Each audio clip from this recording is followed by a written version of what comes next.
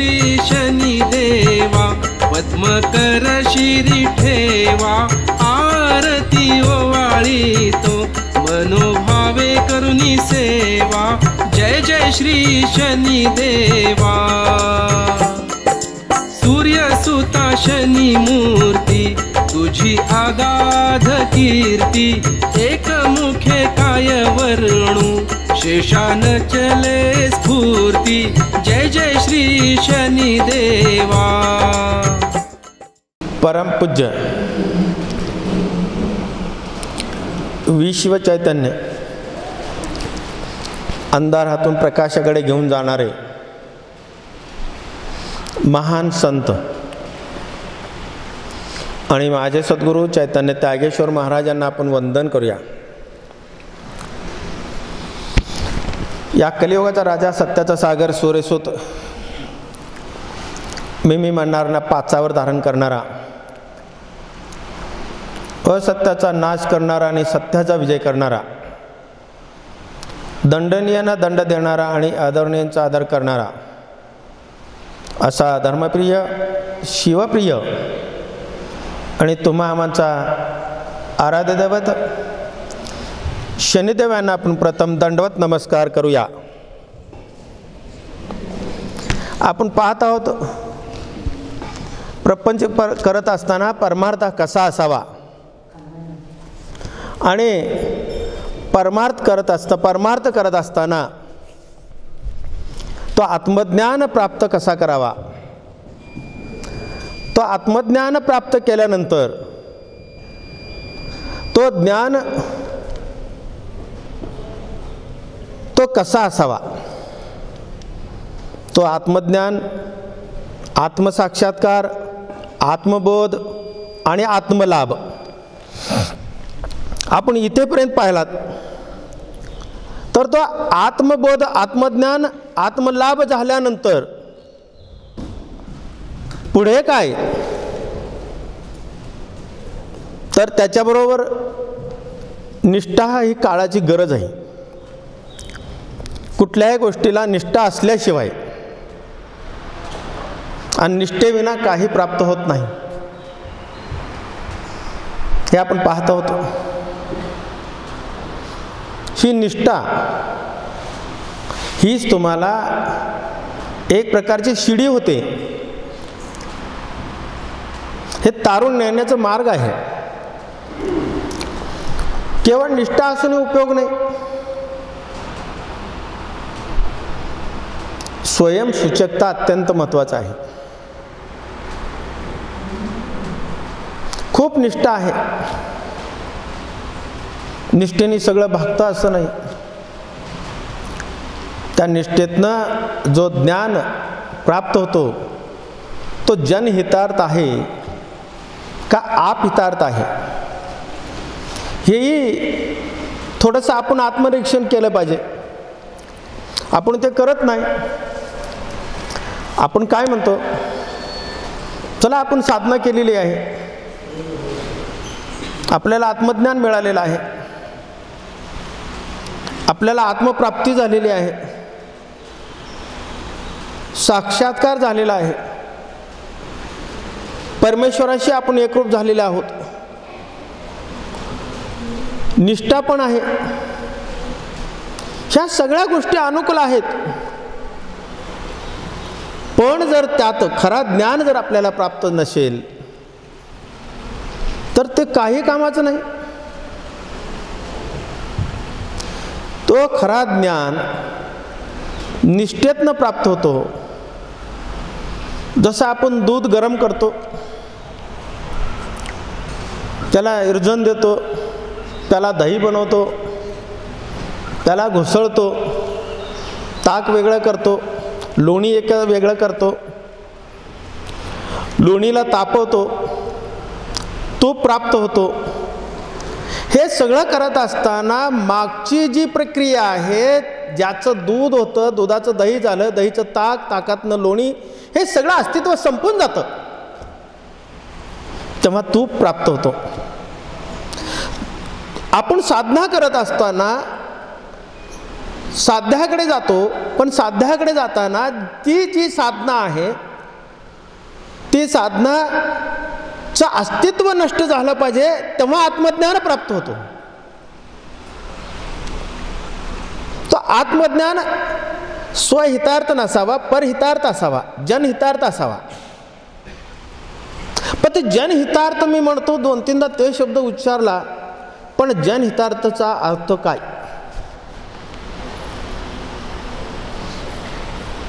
समजा एक कीर्तनकार आहे, खूप उत्कृष्ट वाणी आहे, अप्रतिम आहे, अमृता समान त्याचे शब्द आहेत, पण त्याची हालचाल, त्याचा भाव, त्याचे आचरण हे जर व्यवस्थित नसेल तर त्या ज्ञानाला काही किंमत नाही, काही किंमत नसते.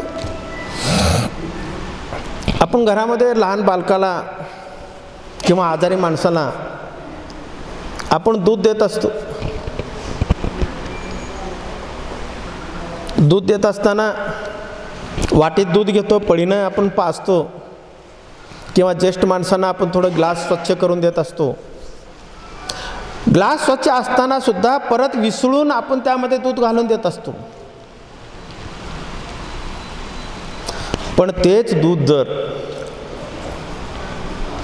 माणसाच्या किंवा जनावराच्या, प्राण्याच्या कातडीनं तयार केलेलं पात्रामध्ये दिलं,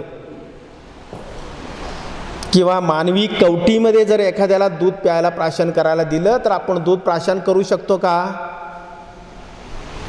प्राशन करणार नाही. मानवी कवटी आहे, कवटी आहे, अमृत आहे, पण मानवी कवटी आहे, अपवित्र आहे. याला सर्व पुराणांनी निषिद्ध म्हणलेलं आहे. मग अशा वस्तूमध्ये जर एखाद्याला आपण दूध, अमृता समान दूध असलेलं प्राशन करायला दिलं तर आपण पिऊ शकत नाही. तसं एखादा ज्ञानी आहे पण त्याचं आचरण शुद्ध नसेल तर त्याचं ज्ञान आपण घेऊ शकत नाही. मग त्याच्यासाठी आपण हे सगळं जे गोश्वारा मांडला, एवढा पसारा आपण गोंधळ गाठला, ह्या गोंधळातनं मंथन केल्यावर जे ज्ञान मिळतं, ज्ञान प्रथम तो आचरणात आणले पाहिजे. ज्यांनी ज्ञान प्राप्त केला त्यांनी स्वतः आचरणात आणलं पाहिजे, त्याची अनुभूती घेतली पाहिजे, अनुभव घेतले पाहिजे. तसं त्या पद्धतीनं त्याचं आचरण असलं पाहिजे. आचरण म्हणजे काय? आचरण म्हणणं सोपं आहे. खूप ज्ञानी पुरुष, महापुरुष, संत पुरुष, महर्षी, योगी, महायोगी, तपयोगी, शिवयोगी, लययोगी असे अनेक योगी होऊन गेले, पण त्यांना आचरण जमलं नाही. त्यांना आचरण जमलेलं नाही आहे. खूप हजारो वर्ष साधना केलेले सुद्धा आपण पुराणामध्ये वाचतो, साधना केलेले संत सुद्धा स्वतःचं मन आवरता आलं नाही म्हणून आचरण शुद्ध झालं नाही. जे ज्ञान आहे, जे आपण अनुभवतो, ते ज्ञान स्वतःसाठी आहे का इतरासाठी आहे त्याचा शोध लावणं अत्यंत गरजेचं आहे. खूप ज्ञानी आहे आणि संध्याकाळ झाले की त्याचे पाय दिशेकडे वळायला लागलेत. खूप ज्ञानी आहे, संध्याकाळ झाले की नाही त्या गोष्टीकडे त्याचं मन जर जात असेल आणि ते मन त्याला जर त्याच्या चरणाने घेऊन जात असेल तर तो दोषी, तो आचरण शुद्ध नाही. ज्याचं मनावर नियंत्रण आहे, ज्याचं स्वतःच्या बुद्धीवर नियंत्रण आहे, ज्यांनी स्वतः मंथन केलेलं आहे आणि ते मंथन आकलन केलेलं आहे आणि प्रत्येक त्याच्या नसामध्ये ते उतरलेलं आहे आणि नसामध्ये उतरून त्याचे जे पाद, ज्याला म्हणतो चरण, हे चरण संध्याकाळचं कुठंतरी भटकत जाण्यापेक्षा देवालयाकडे जात असेल, हे चरण कुठंतरी जाण्यापेक्षा सत्संगात जात असेल, हे चरण त्याला नाही त्या मार्गाला घेऊन जाण्यापेक्षा चांगल्या मार्गाला जर घेऊन जात असेल तर त्याचं त्याच्यावर नियंत्रण आहे, हे ग्राह्य धरायला का हरकत नाही. हे ग्राह्य धरणं म्हणजे प्राथमिक अवस्था अध्यात्मातली पहिली. कोण कितीही छाती ठोक सांगू दे, कोण कितीही स्पीकर लावून सांगू दे, कोण कितीही विद्वत्ता सांगू दे, काही उपयोग नाही. जोपर्यंत तुमचं चरणावर तुमचं लक्ष राहणार नाही तोपर्यंत तुम्ही अध्यात्माच्या पहिल्या पायरीवर चढलेले नाही. म्हणून तुमचं नियंत्रण तुमच्या चरणावर पाहिजे. सूर्योदयाच्या पूर्वी पहाटे उठल्यानंतर मातोश्रींच्या चरणावर जो माथा टेकवतो, तो स्नान संध्या झाल्यानंतर तो चहाच्या कपाकडे न जाता, मोबाईलकडे न जाता जर आपल्या घरातील देवालयामध्ये प्रवेश करत असेल तर त्याचं आचरण शुद्ध, त्याचं आचरण शुद्ध. मग त्याचं स्वतःचं आकलन केल्यानंतर तो आत्मज्ञानी, तो आत्मबोधी, आत्मसाक्षात्कारी आणि जनहितार्थ एकनिष्ठ, परमेश्वराशी एकनिष्ठ. खूप निष्ठा आहे हो तुमच्यावर माझी, पण आचरण नसेल तर काही उपयोग नाही. एक राजा होता, पंचसूत्रामध्ये सांगितलेलं आहे. एक राजा महान राजा होता, विद्वान, खूप विद्वान पंडित होता, पण त्याला एक माकड आवडलेलं होतं. मला एक माकड आवडलेलं होतं. तो माकड बसला की त्याच्याबरोबर असायचा, झोपला की त्याच्याबरोबर असायचा, प्रवासाला निघाला की त्याच्याबरोबर असायचा, कुठेही जा तो माकड त्याच्याबरोबर असायचा. त्या माकडाची एवढी निष्ठा त्या राजावर होती, एवढी निष्ठा होती की त्याला सांगणं प्रमाण नाही. एकदा त्या राजा पंचपक्वानाचा भोजन करून आपल्या महलामध्ये विसावा घेत होते, विश्रांती घेत होते. तो विश्रांती घेत असताना दुपारची वेळ होती. एक माशी आली आणि ती माशी त्या राजाच्या नाकावर बसली. त्या माकडाने त्या माशीला त्याच्या भाषेत समजावून सांगितलं. त्या माशी का ऐकण्याच्या मनस्थितीत नव्हती, कारण माशीला त्या माकडाची भाषा समजत नव्हती आणि माकडाला त्याला कसं घालवायचं हे ज्ञान नव्हतं.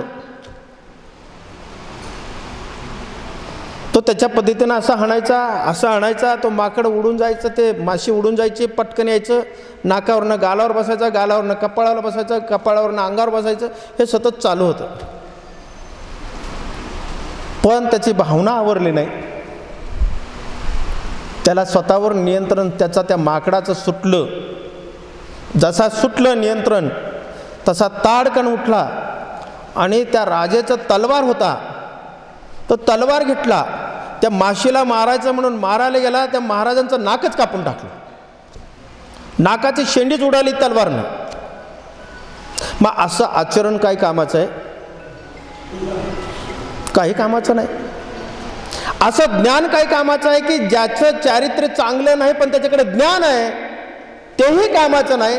आणि ज्याच्याकडे ज्ञान निष्ठा आहे पण आचरण शुद्ध नाही, आणि ज्याच्याकडे आचरण शुद्ध आहे त्याच्याकडे ज्ञान नाही, हेही कामाचं नाही. म्हणून मी अत्यंत गोपनीयातला गोपनीय सांगतो, ह्याची जो सांगड घालतो, ह्या सांगडीतनं जो स्वतःला आवरतो तोच आत्मसाक्षात्कारी, आणि तोच आत्मज्ञानी, आणि तोच आत्मबोधी, आणि तोच आत्मलाभी, तोच आत्मलाभी. म्हणून रामायणामध्ये एक सुंदरसं उदाहरण आलेलं आहे. आपल्याला माहीत असेल नसेल मला माहीत नाही, पण खूप सुंदरसं उदाहरण आलेलं आहे. आचरण कशाला म्हणतात? ज्याचं पायावर नियंत्रण आहे अशा व्यक्तीचं मी छोटंसं उदाहरण सांगतो. एकदा जंगलामध्ये प्रभू रामचंद्र, माता सीता आणि लक्ष्मण एका झाडाखाली एका मोठ्याशा एका दगडावर बसलेले होते. असे दगड असतात, त्या दगडावर बसलेले होते. बसल्यानंतर त्यांचा थोडासा विरंगुळ्याचा वेळ होता आनंदी होते, समाधानी. दगडावर बसून पाय हलवत होते. सीतामाई पाय हलवत होत्या, प्रभू रामचंद्र पाय हलवत होते. आपण सुद्धा एखाद्या वट्ट्यावर पारावर बसलं की सहज पाय हलतात. तो पाय हलवणं सुद्धा एक प्रकारचं आचरण अशुद्ध आहे. ते पाय हलत होते. तसे हलत असताना त्यांच्या बोलण्यामध्ये सीतामाई म्हणाल्या की आपल्या दोघांमध्ये चरण कोणाचे पवित्र आहेत. आता दोघांचा थोडासा संवादातनं वाद निर्माण झाला. प्रभू रामचंद्र म्हणायला लागले की माझे चरण पवित्र आहेत, माझे पाद पवित्र आहेत. सीतामाई म्हणायला लागल्या की माझे पाद म्हणजे चरण हे पवित्र आहेत. आता दोघांचा वाद मिटवायचं कोणी? मग ते लक्ष्मणाला त्यांनी विचारलं की आमच्या दोघांमध्ये कुणाचे चरण पवित्र आहेत, कुणाचे पाद पवित्र आहेत? लक्ष्मण लहान पडले. तरी एक न्यायाधीशाची भूमिका बजावायची आहे. पण न्यायाधीश कसा असतो पहा. लक्ष्मण म्हणाले माता सीतामाईचे चरण पवित्र आहेत. तर माता सीतांना थोडासा अहंकार आला. त्या अशा फुगल्या. आपल्या मराठी भाषेत सांगायचं म्हणजे शास्त्रीय भाषा हा नाही आहे, पण तो अगदी ते वेगळ्याच ह्याच्यात राहिल्या. तेव्हा लक्ष्मणाने सांगितलं माता तुमचे चरण याच्यासाठी पवित्र आहेत की केवळ तुमचे चरण प्रभू रामचंद्राच्या चरणाजवळ आहेत म्हणून पवित्र आहेत. प्रभू रामचंद्र फुगले. प्रभू रामचंद्र म्हणाले केवळ सीतामाईचे चरण माझ्या चरणाजवळ आहेत म्हणून पवित्र आहेत. तेव्हा लक्ष्मण म्हणाले तुमचे चरण याच्यासाठी पवित्र आहेत की ज्या चरणाने तुम्ही राजसिंहासन लाथाडलाय आणि वडिलांचं वचन पूर्ण करण्यासाठी तुम्ही जंगलात गेलाय म्हणून तुमचे पवित्र आहेत चरण. जो राजसिंहासन होता ज्या चरणाने तुम्ही लाथाडलाय आणि केवळ वडिलांचं वचन पूर्णत्वास नेण्यासाठी तुम्ही अरण्यात निघालात, जंगलात निघालात म्हणून तुमचे पवित्र चरण आहेत, लक्षात ठेवा. मग आपण स्वतःच्या स्वार्थासाठी साधना करतो का जनहितार्थ करतो, धर्मरक्षणासाठी करतो, याच्यावर सगळं काही अवलंबून आहे. खूप लोक म्हणतात आम्ही खूप साधना केली, आम्हाला काही प्राप्त होणार नाही. मग तुमची साधना कशी होती तुम्ही या माझ्या बोलण्यावरून आत्मपरीक्षण करू शकताय. तुम्ही स्वतःच परीक्षक होऊ शकताय, स्वतःच न्यायाधीश होऊ शकताय आणि तुम्ही केलेल्या साधण्याचं निरीक्षण तुम्ही करू शकताय. आज सगळ्यात पवित्र दिवस.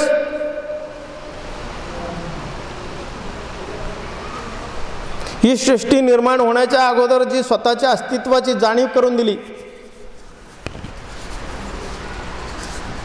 क्रतायुगामध्ये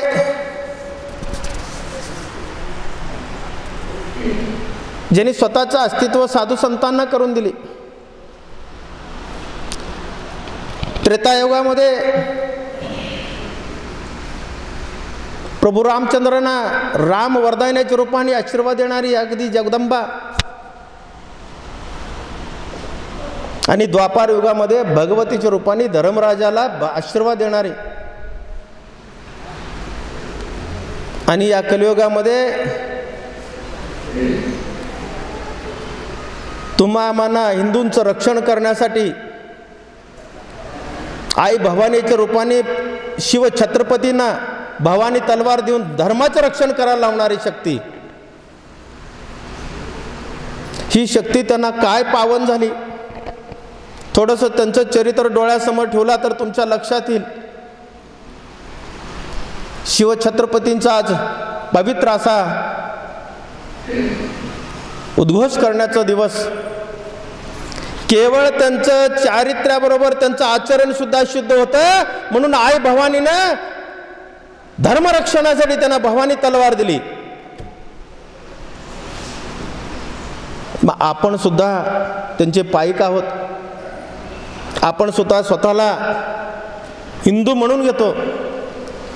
हे म्हणून घेत असताना त्यांचा आदर्श डोळ्यासमोर ठेवून जर विचार केलात तर तुमच्या ज्ञानाबरोबर आचरण सुद्धा शुद्ध पाहिजे आणि आचरणाबरोबर ज्ञान सुद्धा शुद्ध पाहिजे. हा द्वैताचं जो सांगड घालल तो सांगड घातला तर धर्मरक्षण होऊ शकतो, धर्माने विवेक जागा होऊ शकतो आणि विवेकाने धर्माचरण होऊ शकतो. विवेकाने धर्माचरण होतो आणि धर्माचरणाने विवेक जागा होतो. तशी जशी सांगड आहे तशी अध्यात्मामध्ये सुद्धा प्रपंच करत असताना परमार्थ करा. परमार्थ करत असताना आत्मज्ञान प्राप्त करून घेत असताना तो जनहितार्थ आहे का स्वहितार्थ आहे याचं निरीक्षण केलात तरच आपल्याला माणूस म्हणून या कलियुगामध्ये जगता येतं, नंतर जगता येणार नाही. साधण्याला काही उपयोग होणार नाही. म्हणून आजच्या या पवित्र अशा दिवशी शिवछत्रपतींचं स्मरण करून आपण जर निर्णय घेतलात, आपल्याकडे येणाऱ्या ज्ञानाबरोबर आचरण शुद्ध ठेवलात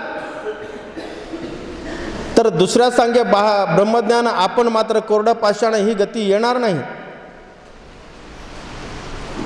प्रत्येकाने आत्मज्ञान प्राप्त करून ब्रह्मज्ञान प्राप्त केलं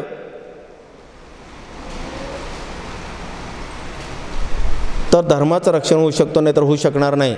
बोला ओम नमः शिवाय, ओम नमः शिवाय, हर हर बोले नमः शिवाय, ओम नमः शिवाय, ओम नमः शिवाय, हर हर बोले नमः.